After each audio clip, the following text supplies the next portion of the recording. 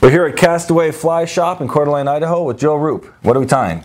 We're tying my easy Sculpin. I've been tying realistic Sculpins for years. I love fishing streamers all over the world. Sculpins are a part of the ecosystem. A little bullhead, all sorts of different colorations. We're going to do a tan one for like sort of somewhat of a muddy river bottom. Okay. Usually I try to match the coloration of the Sculpin to the coloration of the stream bed wherever I'm at. Sculpins are, you can go through and you look at Whitlock Sculpins and they're all spun deer hair, really cool stuff. Woolhead Sculpins were really the rage. I'm going to show you a new material that's out now that is just really sped up.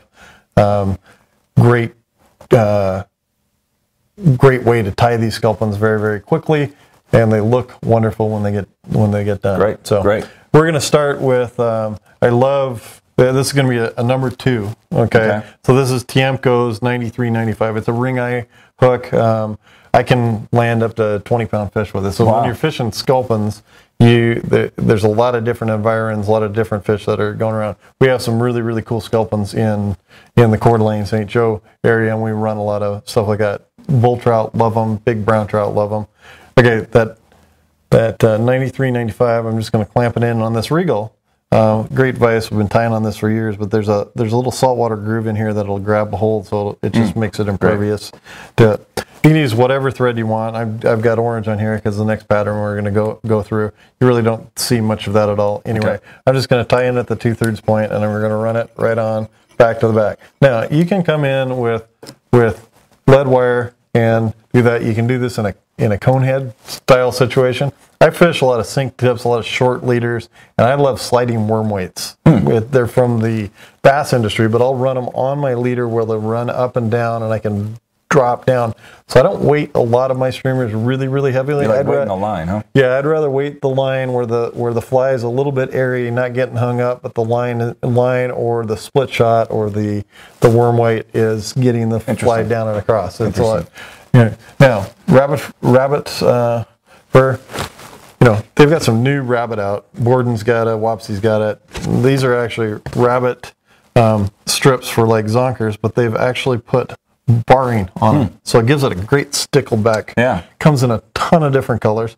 But this cream, I just pull one off. Okay, and this is going to be my stickleback base, just like when you're tying rabbit, I usually come in, wet my fiber, so I can get into an access point. Now I'm going to be at the very back of the hook here like this. I'm going to set it in, and I'm just going to tack it in, just like you would be tying a zonker. Pull it back, pull that out of the way. Now, your body, you can use dubbing brushes, you can use crystal chenille, whatever. A lot of our bodies are, if you look at them, they're kind of olive-ish in color. This could be gold, whatever, but this is just the cactus chenille. Yep. I'm just going to tack that in, and I'm going to run it right on forward. Now, if you are weighting this, probably 0.35 lead, probably 10-15 wraps of it, and it's going to go forward. But again, I don't weight a lot of my streamer patterns on forward. Now I'm just going to crank that stuff right on forward up to about the 2/3 point. Now it looks like this. Okay, tie it on off, and then reach in and cut it and tack my bobbin right on down. Now back to this rabbit strip that's coming on forward. I'm going to pull it right on forward, wet it, pull it right on back, tack it right on around, and again it's going to leave me about 2/3 to put in head. Now on typical Sculpin patterns, I usually like it a little bit longer because if you look at the stickleback on the Sculpin, I reach in with my scissors and I actually cut it with the edge of my scissor, not cut it off. That allows this to be taper right on through. Okay, so it gives me a nice stickleback going forward. I have used spun wool, trimmed it into a nice wide. I've used deer hair, used all sorts of different things through the years. Enrico Palazzi's got a bunch of dubbing brushes out. Is that the same guy from Naked Gun? Exactly, yeah. I think it was 2.5. But these are dubbing brushes, really long nap, and when you look at them, they're all pre-done. this is like one of the fastest, coolest. This Antron that's in here just breathes and moves. It's already got your sparkle in it. Yeah, and if you look in there, there's the James Bond top secret little rubber legs. Okay, right. So I take it, I reach in, I cut at the very, very back, that wire there. I'll tack it in, okay, and I'll run my bobbin right onto the eye, throw enough to finish out, and then you start wrapping. When you wrap, I'm breaking just like you would a schlappen or anything else, like on a tarpon fly or like a steelhead fly. Is there such thing as a saltwater sculpin, or is it really just really? There's all the rockfish, everything else. This thing could be translated into junk fishing, coastal, all over the place. Okay. So this is just a really simple way to get a wide-headed bait fish going forward.